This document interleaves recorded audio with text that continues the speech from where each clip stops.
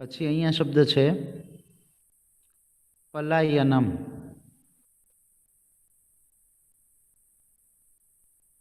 પલાયનમ. Sir આ મુર્ગાત પછી જ લખવાનું ને મુર્ગાત પછી?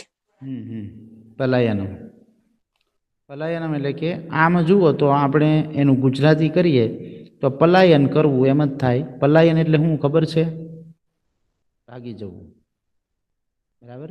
પલાયન કરવું અથવા તો ભાગી જવું. બે શબ્દ લખો એટલે તમને અર્થ સમજાઈ જાય. પલાયનમ એટલે ભાગી જવું અથવા તો પલાયન કરવું.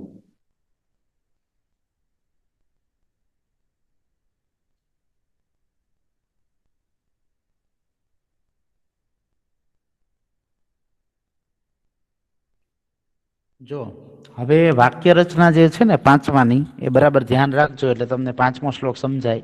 એની અંદર છે ને 3 પ્રશ્નો છે પાંચમા શ્લોકમાં. કેટલા પ્રશ્નો છે? 3 પ્રશ્નો.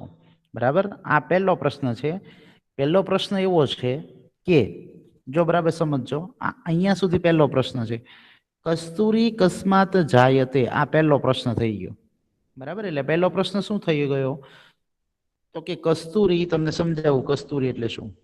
કસ્તુરી કસ્માત, કસ્માત એટલે શેમાંથી? બરાબર? અને જાયતે, જાયતે એટલે કે ઉત્પન્ન થાય છે. એટલે આપણો પહેલો પ્રશ્ન થઈ ગયો કે કસ્તુરી શેમાંથી ઉત્પન્ન થાય છે, એટલે આપણો પહેલો પ્રશ્ન. હવે કસ્તુરી એટલે શું? તો કે કસ્તુરી જે છે એ હરણ હોય છે એની નાભી. બરાબર ને? હરણનું જે પેટ હોય છે એ પેટની અંદરથી એ કસ્તુરી મળતી હોય છે. એ કસ્તુરી મૃગ એને કહેવામાં આવે. જે હરણની પેટની અંદર કસ્તુરી હોય એને કસ્તુરી મૃગ કહેવામાં આવે. એ કસ્તુરી જે છે એ સુગંધી એક પદાર્થ છે. બરાબર ને? એની સુગંધ જે છે ને એ ખૂબ જ સરસ હોય. બરાબર? એટલે ખૂબ જ સરસ અને કન્ટિન્યુઅસ એની સુગંધ જે છે એ આવતી જ હોય. એને કસ્તુરી કહેવામાં આવે. એ કસ્તુરી શેમાંથી ઉત્પન્ન થાય છે, એટલે આપણો પહેલો પ્રશ્ન એ થયો. ઓકે, સમજાણો પહેલો પ્રશ્ન? કસ્તુરી શેમાંથી ઉત્પન્ન થાય છે? કસ્માત એટલે શેમાંથી? કસ્તુરી એટલે કસ્તુરી, અને જાયતે એટલે કે ઉત્પન્ન થાય છે અથવા તો જન્મે છે. એટલે સર લખવાનું જ કે? લખવાનું નથી બેટા, સમજવાનું છે. એકની એક વાત વારંવાર રિપીટ આપણે નથી કરતા. ભાષાંતર આપણે સમજવાનું હોય, શબ્દાર્થ આપણે લખવાના હોય.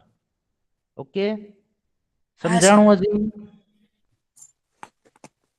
ભાષાંતર આપણે સમજવાનું હોય છે અને શબ્દાર્થ આપણે શું કરવાના હોય? લખવાના હોય. બરાબર? તો આ આપણો પહેલો પ્રશ્ન થઈ ગયો. હવે બીજો પ્રશ્ન શું થયો જો સમજો. તો આ જે પ્રશ્ન છે ને, કસ્તુરી શેમાંથી ઉત્પન્ન થાય છે, હવે જો એનો જવાબ છે ને આપણને આની અંદર જ આપેલો છે. મૃગાત. મૃગાત એટલે કે હરણમાંથી. બરાબર? અથવા તો મૃગમાંથી. તો આપણો આનો ઉત્તર આવી ગયો ને, હરણમાંથી. કસ્તુરી શેમાંથી ઉત્પન્ન થાય? તો આ એનો જવાબ છે. નીચેની લીટીમાં જે પહેલો શબ્દ છે મૃગાત, મૃગાત એટલે કે હરણમાંથી. એટલે આપણને એક પ્રશ્ન કર્યો પહેલા કે ભાઈ કસ્તુરી શેમાંથી ઉત્પન્ન થાય? તો એનો જવાબ આપણને શું આપી દીધો? મૃગાત. મૃગાત એટલે હરણમાંથી. સમજાણો પહેલો પ્રશ્ન? હા સર. ઓકે, હાલો હવે બીજો પ્રશ્ન. જો પહેલો પ્રશ્ન પૂરો થઈ ગયો. આને છે ને શું કહેવામાં આવે? અંતરાલાપ. અંતરાલાપ એટલે આની અંદર પ્રશ્ન, આની અંદર જવાબ, એમ. ઓકે, ઉપરમાં શું હતું? ક્યાંય જવાબ નતા, ઉપરમાં બધામાં પ્રશ્નો જ હતા. બરાબર છે? હવે બીજો પ્રશ્ન. કો એટલે કે કોણ? આપણે લખ્યું હતું કો એટલે કે કોણ. બરાબર? કરિણામ કુલમ, કરિણામ કુલમ એટલે કે હાથીઓના ટોળાને. હાથીઓના ટોળાને. અને હંતી એટલે કે હણી નાખે છે અથવા તો મારી નાખે છે. તમે એમ પણ લખી શકો કે હાથીઓના ટોળાને કોણ મારી નાખે છે. બરાબર? પહેલા શબ્દ લેવાનું, હાથીઓના ટોળાને. જો અહીંયા લખું છું એટલે તમને ખ્યાલ આવે. હાથીઓના ટોળાને. બરાબર? કોહંતી, કોહંતી એટલે કોણ મારી નાખે? કોણ મારી નાખે છે? એવો પ્રશ્ન થયો. તો આ આપણો પ્રશ્ન થયો. હવે જો એનો જવાબ નીચે આપેલો છે. સિંહ. હા એટલે સિંહ એટલે સિંહ. બરાબર છે? તો આપણો બીજો પ્રશ્ન થયો, હાથીઓના ટોળાને કોણ મારી નાખે છે? તો કે સિંહ. એટલે સિંહ જે છે એ બધા ભેગા થાય એટલે સિંહ જે છે એ કારણ કે એટલો તાકાતવાર છે, બરાબર, એટલી એની અંદર શક્તિ છે કે ભાઈ હાથીનો પણ એ સામનો કરી શકે છે, બરાબર. એટલે આપણને પ્રશ્ન આપેલો છે કે હાથીઓના ટોળાને કોણ મારી નાખે છે? તો કે સિંહ, બરાબર છે. તો આના જવાબની અંદર શું આવશે? સિંહ આવશે. તો જો એની અંદર જ જવાબ આપેલો છે સિંહ, બરાબર છે. તો આપણો બીજો પ્રશ્ન થઈ ગયો. તો બીજો પ્રશ્ન અહીંયાથી, આ પહેલો પ્રશ્ન આ પૂરો થઈ ગયો અને બીજો પ્રશ્ન અહીંયાથી કે ભાઈ હાથીઓના ટોળાને કોણ મારી નાખે છે? તો કે સિંહ.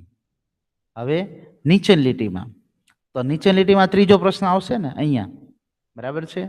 તો ત્રીજો પ્રશ્ન શું છે જો સમજો બરાબર. કાતર, કાતર એટલે કે કાયર માણસ, બરાબર. કાયર માણસ જે છે એ યુદ્ધે, યુદ્ધે એટલે કે યુદ્ધમાં, લડાઈમાં, બરાબર, યુદ્ધમાં કિમ કુર્યાત, બરાબર ને, શું કરે? કાયર માણસ છે એ યુદ્ધની અંદર શું કરે? જે કાયર હોય, બીકણ હોય, બરાબર ને, બીકણ હોય એ શું કરે? પલાયનમ. ભાગી પલાયનમ એટલે શું? ભાગી જાય, બરાબર છે ને. એ સામનો ન કરે, લડે નહીં, પણ શું કરે? ભાગી જાય, બરાબર. અથવા તો તમે એમ પણ લખી શકો પલાયન કરે. કાયર માણસ યુદ્ધની અંદર શું કરે? તો કે પલાયન કરે, ભાગી જાય, બરાબર. એ ભાગી યુદ્ધ ન જાય. કરી શકે કારણ કે એ બીકણ માણસ છે, બીકણ છે, બરાબર. એટલે બીકણ માણસ જે છે એ યુદ્ધ કરી શકે નહીં, એ ભાગી જાય છે. તો 3 પ્રશ્ન થઈ ગયા અને એના 3 જવાબ થઈ ગયા, બરાબર. હા. આ 3 છે ને એના જવાબ છે. મૃગાત એટલે કે હરણ, સિંહ એટલે સિંહ અને પલાયનમ એટલે ભાગી જવું, બરાબર. હવે ફરી એક વખત હું ભાષાંતર બોલું છું, બરાબર ધ્યાનથી સમજજો.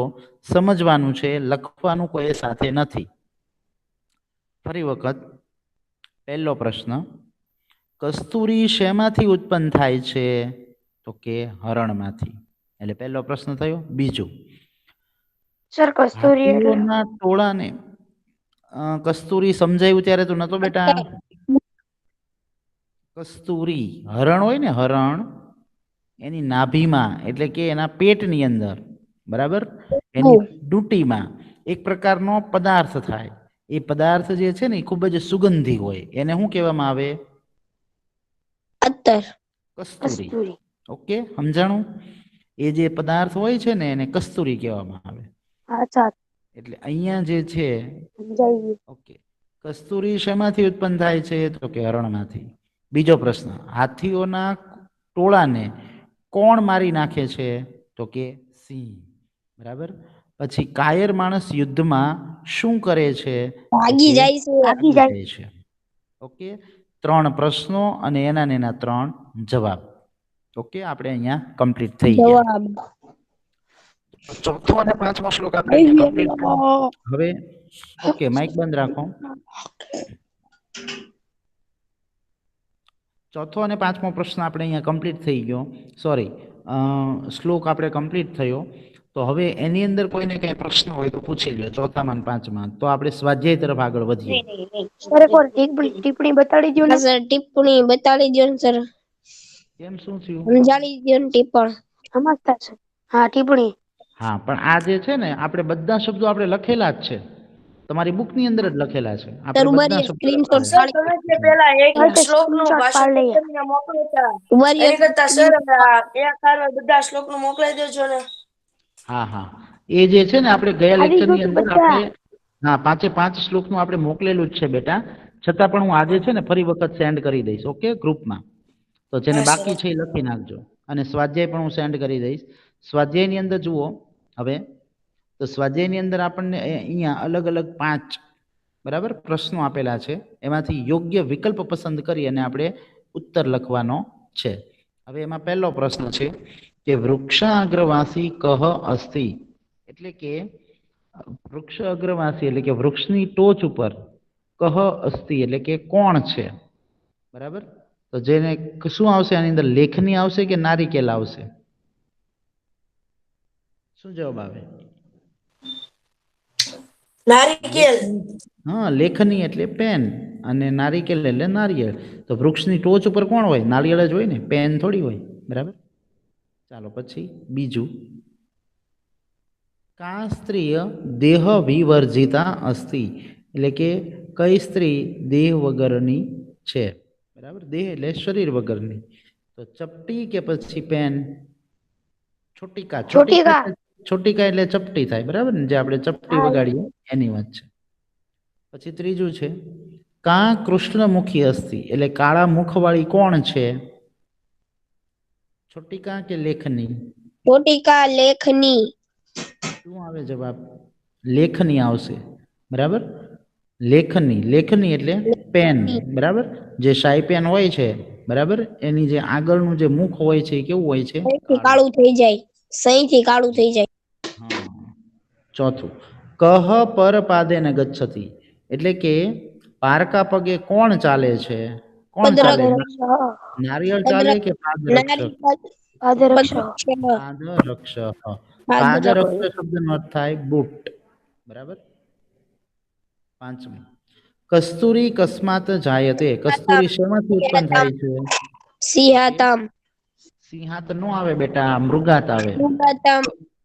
હા, કસ્તુરી શેમાંથી ઉત્પન્ન થાય? હરણમાંથી. સિંહમાંથી નો થાય, બરાબર. જે અહીંયા ઉપરનો શ્લોક હજી શીખવાડ્યો તો ભૂલી જાવ છો. કસ્તુરી શેમાંથી ઉત્પન્ન થાય? તો કે હરણમાંથી, બરાબર એની છે. ડૂટીમાંથી. તો 5 પ્રશ્નો આપણે પૂરા થયા. જોડકા, યોગ્ય જોડકા જોડો. એમાં પહેલું જોડકું છે ત્રિનેત્રધારી, તો એની સામે શું આવશે? વિચાર કરી લ્યો અને જવાબ આપો. નારિયેળ. ત્રિનેત્રધારી, તો નાળિયેર નથી લખેલું, વાંચો હરખું શું લખેલું છે. હા, નારિકેલહ. પછી બીજું નર નારી સમુત્પન્ના, નર અને નારીથી ઉત્પન્ન થયેલી શું છે? લેખની. લેખનીય. નર લેખનીય. નારી, ચપટી. નર નારીથી ઉત્પન્ન થયેલી. ચપટી. સંસ્કૃતમાં આપો આન્સર બેટા, અહીંયા જુઓ. પાદરક્ષ. છોટિકા. હા, નર નારી સમુત્પન્ના, તો છોટિકા, બરાબર ને. નર અને નારીથી ઉત્પન્ન થયેલી છોટિકા છે, એટલે કે ચપટી આવે, બરાબર છે. એટલે બીજાની સામે પહેલું આવશે, બધા જોડો ને. બરાબર છે. પેલું તો જોડો. પછી ત્રીજું પંચભર્તૃ. પાદરક્ષ. પાદરક્ષ. પાંચાલી. હા, પંચભર્તૃ એટલે કે પાંચાલી. પાંચાલી એટલે કે દ્રૌપદી, બરાબર છે. પંચભર્તૃ એટલે 5 પતિઓ વાળી, તો અહીંયા કોણ છે? તો કે પાંચાલી એટલે દ્રૌપદી, બરાબર. પછી છે ચોથું શિલાભક્ષી, એટલે પથ્થરને ખાનાર. પથ્થરને ખાનાર કોણ છે? હા, પાદરક્ષ. પાદરક્ષ એટલે બુટ, બરાબર. અને પાંચમું કાતરહ યુદ્ધે. કયું આવે? પલાયન કરોતિ, બરાબર. સર બધા જોડકા જોડો. ના ના સર, આગળ હાલો હવે. હવે તો આવડી જ જાય ને બેટા, આટલું આપણે સોલ્વ કરાવ્યું એટલે આવડી જ જાય. તમે તો બધા હોશિયાર છો, બરાબર. તો 5 આપણા પ્રશ્નો થઈ ગયા આવડા, એટલે કે જોડકા, બરાબર. હવે અહીંયા આપણને એવું કીધેલું છે કે ઉદાહરણ મુજબ અન્ય આવા શબ્દો બનાવો. દાખલા તરીકે અહીંયા આપણને એક શબ્દ આપેલો છે વૃક્ષવાસી, તો વનવાસી પણ આવે, ગૃહવાસી પણ આવે અને સ્વર્ગવાસી પણ આવે, બરાબર. વૃક્ષવાસી એટલે વૃક્ષ ઉપર જે વસતા હોય ને, રહેતા હોય ને એવા. અને વનવાસી એટલે વનમાં રહેતા હોય એવા, બરાબર. તો ગૃહવાસી એટલે ઘરમાં રહેતા હોય તેવા, અને સ્વર્ગવાસી એટલે સ્વર્ગમાં રહેતા હોય એવા. અહીંયા આપણને એવો શબ્દ આપેલો છે શૂલપાણી, તો એની જેવા બીજા શબ્દો આપણે બનાવવાના, બરાબર છે. તો એની જેવા, તો કે જો શૂલપાણી. પાણી એટલે શું થાય? જો અહીંયા 2 શબ્દ આપેલા છે, બરાબર.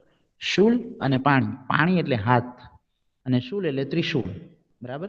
જેણે હાથમાં ત્રિશૂળ ધારણ કરેલું છે ને એવું, બરાબર. જેણે હાથમાં શું ધારણ કરેલું છે? ત્રિશૂળ, બરાબર. તો અહીંયા એની જેવો બીજો શબ્દ ગોતવાનો, તો એની જેવો બીજો શબ્દ શું આવે? તો કે ચક્રપાણી, તો ચક્રપાણી શબ્દનો અર્થ શું થાય? જેણે હાથમાં ચક્ર ધારણ કરેલું છે તેવા, બરાબર છે. બીજો શબ્દ શું આવે? તો કે શસ્ત્રપાણી. શસ્ત્રપાણી એટલે તો કે જેણે હાથમાં શસ્ત્ર ધારણ કરેલું છે તેવા, બરાબર છે. તો ચક્રપાણી, પછી શૂલપાણી, શસ્ત્રપાણી, કમલપાણી, શંખપાણી, એવા બધા શબ્દો આવે, બરાબર. પણ અહીંયા શબ્દો હું તમને સોલ્વ કરીને મોકલાવી દઈશ, તમે ફેરબુકની અંદર લખી નાખજો, બરાબર. પછી અહીંયા જો બીજો શબ્દ એવો આપેલો છે ત્રિનેત્રધારી. ત્રિનેત્રધારી શબ્દનો અર્થ થાય ત્રણ નેત્રોને ધારણ કરનાર, બરાબર છે. તો એવી રીતે શબ્દ એવો આવી શકે શ્વેત વસ્ત્રધારી. શ્વેત વસ્ત્રધારી એટલે એનો અર્થ એવો થાય, બરાબર, શ્વેત વસ્ત્રો, સફેદ વસ્ત્રો જેને ધારણ કરેલા છે ને તેવા, બરાબર. પછી શિલાભક્ષી એક શબ્દ છે. તો શિલાભક્ષી એટલે કે પથ્થરોને ખાનાર. તો એવો શબ્દ એવો પણ આવી શકે અન્નભક્ષી. અન્નભક્ષી શબ્દનો અર્થ શું થાય? તો કે અનાજનું ભક્ષણ કરનાર અથવા તો ખાનાર, બરાબર. અહીંયા આપણને એવું આપેલું છે દંતહીન. દંતહીન તો કે દાંત વગરનો, એવો અર્થ થાય. તો એવો શબ્દ એવો પણ આવી શકે નેત્રહીન. નેત્રહીન એટલે નેત્ર વગરનો, આંખો વગરનો, બરાબર. તો અહીંયા જે છે આ હું તમને બીજા આ ત્રણ શબ્દો બધાના ગોતવાના છે, બરાબર. એ હું તમને સેન્ડ કરી દઈશ. તમે લોકો ફેરબુકની અંદર સારા અક્ષરે લખી નાખજો. ઓકે. હવે ચોથાની અંદર શું છે જો સમજી લ્યો. નીચેની પંક્તિનું ઉદાહરણ દર્શાવ્યા મુજબ અસ્થિ અને નાસ્તિનો ઉપયોગ કરીને લેખન કરો. હવે અસ્થિ એટલે શું ને નાસ્તિ એટલે શું એ તમને આમ તો ખ્યાલ હશે, પણ તમને કહી દઉં છું. અસ્થિ એટલે રહે છે. ઓકે, જો અસ્થિ શબ્દનો અર્થ શું થાય ગુજરાતી સમજી લો. અસ્થિ એટલે છે, બરાબર. જ્યારે વાક્ય પૂરું થતું હોય ને ત્યારે અસ્થિ લગાડવામાં આવે, બરાબર. વાક્ય પૂરું થતું હોય, જો અહીંયા વાક્ય પૂરું થયું, વૃક્ષ અગ્રવાસી અસ્થિ. અસ્થિ એટલે છે. અને નાસ્તિ શબ્દનો અર્થ શું થાય? નાસ્તિ એટલે નથી. જ્યારે આપણે નથી લખવું હોય ને ત્યારે નાસ્તિ લખવાનું, અને છે એમ લખવું હોય ત્યારે અસ્થિ લખવાનું. તો જો પક્ષીરાજ નાસ્તિ, પક્ષીરાજ નથી. નાસ્તિ એટલે નથી, બરાબર. તો અહીંયા છે ને એવા વાક્યો બનાવવાના છે કે ત્રિનેત્રધારી અસ્થિ, બરાબર. અને પછી એમ આવે આની જેવું કિંતુ શૂલપાણી નાસ્તિ, બરાબર. જો અહીંયા શબ્દ છે ને એ આની જેમ આપણે બનાવવાનું. જો વૃક્ષ અગ્રવાસી ન ચ પક્ષીરાજ. તો શબ્દ કે વાક્ય કેવું બનાવ્યું? વૃક્ષ અગ્રવાસી અસ્તિ એટલે વૃક્ષ અગ્રવાસી છે, કિંતુ એટલે પરંતુ વચ્ચે લગાડવાનું, પક્ષીરાજ નાસ્તિ એટલે કે પક્ષીરાજ ગરુડ નથી. તો અસ્તિ એટલે છે અને નાસ્તિ એટલે નથી. તો આપણે પણ અહીંયા જે છે ને આ ત્રણ શબ્દો ઉમેરવાના, અસ્તિ, કિંતુ અને નાસ્તિ. તો જો ત્રિનેત્રધારી પછી આપણે શું ઉમેરશું એની અંદર? અસ્થિ. ત્રિનેત્રધારી અસ્થિ, પછી ન નીકળી જાય કારણ કે છેલ્લે આવી જાય ને એટલે વચ્ચે લગાડવાનું કિંતુ શૂલપાણી નાસ્તિ. એટલે આખું વાક્ય અહીંયા લખું છું એટલે તમને ખ્યાલ આવી જાય. જો ત્રિનેત્રધારી, ત્રિનેત્રધારી અસ્થિ. અહીંયા એક પૂરું થયું. પછી એની બાજુમાં આપણે સમય થઈ ગયો છે, આઈ થિંક 8:48 થઈ ગઈ છે. ઓકે ઓકે, વાંધો નહીં, ચાલો. આ પ્રશ્નો જે છે ને હું તમને સોલ્વ કરીને મોકલી દઈશ. ચોથો પ્રશ્ન એ તમે બરાબર સારા અક્ષરે લખી નાખજો. સ્વાધ્યાય અને ભાષાંતર બે તમને હું ફેરબુકમાં લખવા માટે PDF સેન્ડ કરી દઈશ. ઓકે, બરાબર સારા અક્ષરે લખી નાખજો દરેક. અહીંયા સુધી આપણે રાખીએ છીએ, બાકીનું આપણે પછી જોઈશું. Okay, thank you, good bye. એટલે સર તમે જેટલું કરાયું